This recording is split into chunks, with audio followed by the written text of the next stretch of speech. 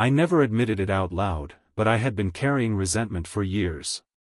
My younger sister, Zara, had severe autism, and everything in our home revolved around her. From childhood, I learned what it meant to be invisible. Birthdays, attention, care, everything was shaped around her needs. I understood why, yet that understanding never softened the bitterness growing inside me. She lived in a world I couldn't enter. Hours spent tapping on glass, repeating sounds, drawing endless circles.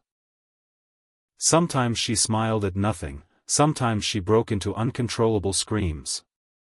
My parents called it a condition. I called it chaos. And that chaos consumed my life too. So I escaped. School became my refuge, a place where I mattered. Outside, I laughed, talked, and existed. Inside my home, I became quiet, distant, almost like a stranger passing through. Then I met Alina. She was everything my life wasn't: bright, bold, full of energy. Our first meeting was accidental, but it felt like fate. She noticed things about me no one else ever had. "You think too much," she told me once, smiling like she already understood me. With her, I felt seen. We spent more time together, sharing conversations, laughter, and silence that actually felt peaceful. She talked about dreams and freedom, about building a life without limits. I listened like someone discovering a new world. But I never told her about Zara. Not because I didn't trust her, but because I didn't want my reality to ruin something beautiful. With Alina, I could pretend my life was normal. One evening, she asked, "Why do your eyes always look tired?" "Just life," I replied. She didn't believe me, but she didn't push either. At home, nothing changed. My mother looked constantly exhausted, my father distant, and Zara remained at the center of everything. Conversations were short, emotions reserved only for her. One night, I passed by her room and saw her sitting on the floor, drawing circles again and again. And she smiled. It wasn't her usual distant expression, it felt different. Almost like she recognized me in a way she never had before. It lasted only a second before she went back to her drawings, but it stayed in my mind. After that, something shifted. She started noticing me more. She would stop humming when I entered, sometimes even follow me quietly into the hallway. It irritated me. "What do you want?" I snapped once. She didn't answer. She simply reached out and touched my sleeve. I pulled away immediately. "Don't." She stepped back, almost frightened. For a second, guilt hit me, but I pushed it away. I didn't have space for that. My life was finally changing, and I didn't want anything dragging me back. Alina and I were getting closer. She hinted at something serious, something real. And I wanted that. I wanted a life without burdens, without constant tension. Then one day, she said, "I want to see your home." Panic hit instantly. "No, it's not a good idea." "Why?" she asked softly. I couldn't answer. Because the truth was simple, I was hiding my reality. I didn't want her to see the part of my life I hated the most. "You're hiding something," she said. I stayed silent. "Okay," she added after a pause. "I'll wait. But not forever." Her words stayed with me. That night, I stood outside Zara's room again. She was asleep, holding one of her drawings tightly.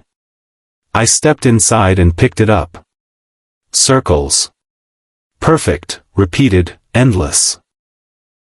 But this time, it didn't feel random. For the first time, I wondered if there was something I never tried to understand. Maybe my hatred wasn't just about her condition, maybe it was about everything I had lost because of it. I looked at her again. She seemed peaceful. Fragile. Human. And for the first time in years, doubt crept into my mind. What if I was wrong about her? That small thought didn't change everything instantly, but it started something. And once doubt begins, it doesn't. The next few days felt different, like something invisible had shifted inside me, though I refused to admit it. I tried focusing on Alina, on the version of life I wanted, the simple one, the easy one, the one without complications. But every time I returned home, that feeling came back. Zara noticed me. Not just in passing, not just by accident. She watched.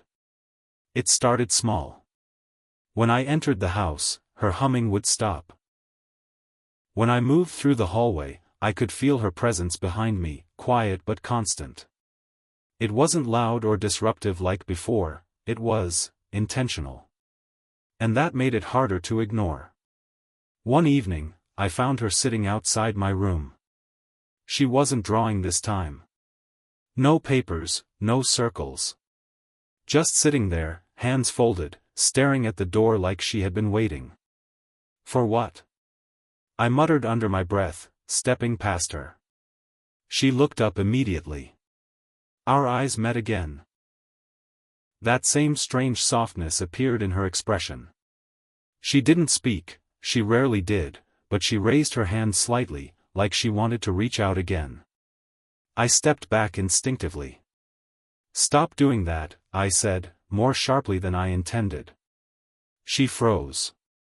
Her hand slowly dropped, and she looked down, retreating into herself.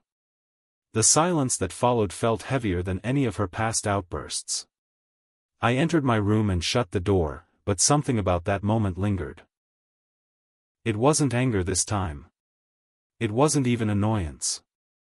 It was discomfort. Because for the first time, it didn't feel like she was lost in her own world. It felt like she was trying to reach mine. The next day, I met Alina. She greeted me with her usual energy, but her eyes searched my face carefully. You've been distant, she said. I'm fine, I replied quickly. You always say that when you're not. I sighed, running a hand through my hair. It's just home stuff. She leaned closer. Then tell me. I hesitated again. That wall I had built between my two worlds felt harder to maintain now.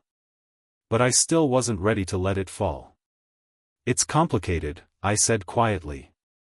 Everything meaningful is, she replied. Her words hit deeper than I expected.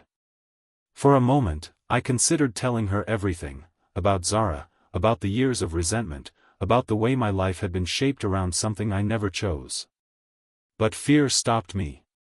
Fear that she would see me differently. Fear that she would leave. Instead, I changed the subject, pulling her into lighter conversation. She didn't push further, but I could tell she wasn't convinced. That night, when I returned home, the house was unusually quiet. My parents weren't in the living room. The lights were dim. And Zara was there again. Standing in the hallway. Waiting. This time, I didn't walk past her immediately. What? I asked, my voice less harsh than before. She tilted her head, studying me like she was trying to understand something complicated. Slowly, she held out a piece of paper. I hesitated before taking it. Another drawing. But this one was different. The circles were still there, but they weren't random anymore. They connected, forming something almost recognizable. Shapes within shapes, like a pattern trying to become something more. I frowned slightly. What is this? She didn't answer. Instead, she pointed at one part of the drawing, then looked at me. I followed her finger. For a second, I didn't understand. Then it clicked. It was two figures. Simple, abstract, but clearly meant to represent people. And one of them was standing alone. Something tightened in my chest. Is this me? I asked, unsure why I even said it out loud. Her eyes lit up. Not in a loud, excited way, but in a quiet, certain way. She nodded. That small gesture hit harder than anything else she had ever done. I didn't know how to respond. For years, I had believed she didn't notice me. The next morning felt unusually quiet, but not in the same empty way as before. It was a different kind of silence, one that carried weight, like something unspoken was waiting to surface. I barely slept, my thoughts tangled between guilt, confusion, and something I didn't want to name. I avoided Zara at first. Old habits don't break easily. But as I stepped into the hallway, I noticed something that made me stop. Her door was open, and she wasn't inside. That alone felt strange. She rarely left her space without someone guiding her. I found her in the living room. She was sitting on the floor again, papers spread around her. But this time, the drawings weren't just circles. They were changing, evolving into shapes that felt more deliberate, more expressive. Carefully, I stepped closer. She noticed me instantly. Her hand paused mid-motion, and she looked up, her expression calm but focused. There was no fear this time, no hesitation. Just awareness. I didn't know why, but I sat down across from her. For a moment, neither of us moved. Then she slowly slid one paper toward me. I picked it up. Again, 2 figures. But this time, they were closer. Not separate. Something inside my chest tightened. "You've been drawing this, for a while?" I asked quietly, even though I knew she might not answer. She didn't speak. But she nodded. That small response felt louder than any words. I looked at her, really looked this time. Not as a burden, not as a problem, but as a person trying in the only way she knew how. "I didn't understand you," I admitted under my breath. Her eyes didn't leave mine. It was unsettling, yet grounding at the same time. Before I could say anything else, my phone buzzed. Alina. Her name on the screen pulled me back instantly. I stood up, stepping away as I answered. "Hey," I said. "You disappeared last night," she replied, her voice softer than usual. "Everything okay?" I glanced back at Zara. She was still watching me, still holding that quiet attention that I couldn't ignore anymore. "Yeah, just tired," I said. There was a pause. "I feel like you're somewhere else," Alina said. "Even when you're talking to me." That hit harder than I expected. "I'm here," I insisted. But even as I said it, I wasn't sure it was true. Because for the first time, my world wasn't divided so clearly anymore. Zara wasn't just background noise. She was becoming real. "I don't want to lose you," Alina said suddenly.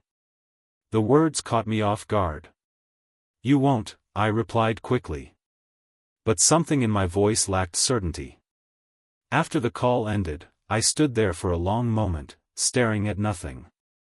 Then I turned back toward Zara. She had gone back to drawing. But now, I noticed something new. A third figure.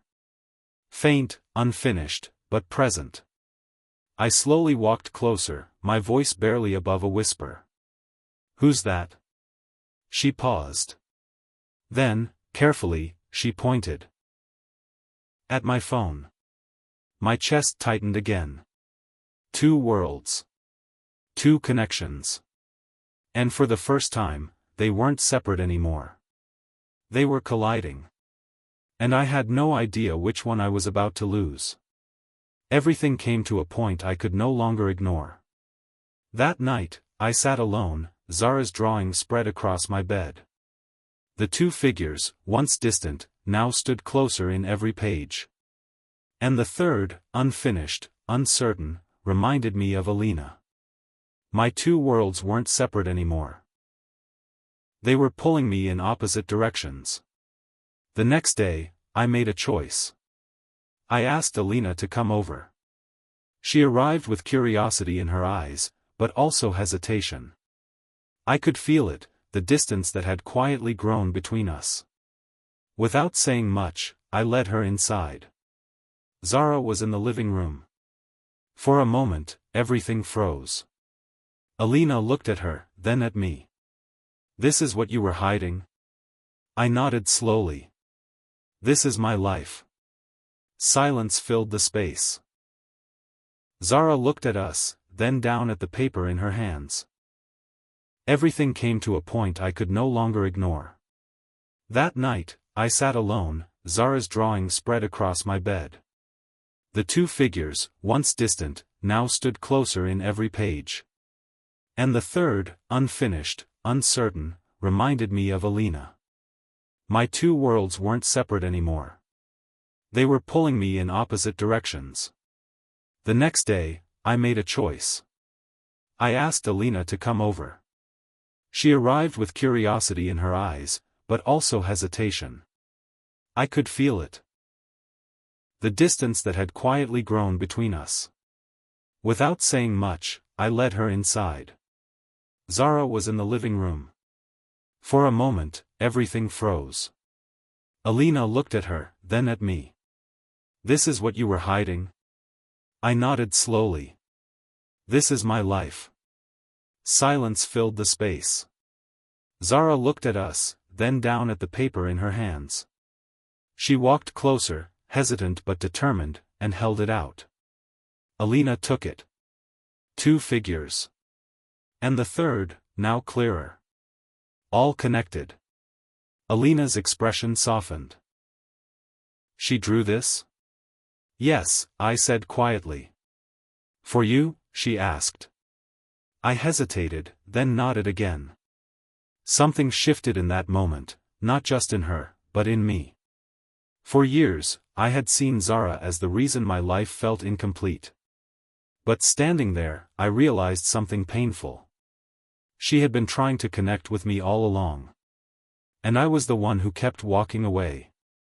I stepped closer to Zara, slowly this time. "I'm sorry," I whispered. She didn't respond with words. But she didn't step back either. That was enough. I looked at Alina, unsure of what would come next. But for the first time, I wasn't running from my reality. I was finally accepting it. And maybe, that was the beginning of everything changing.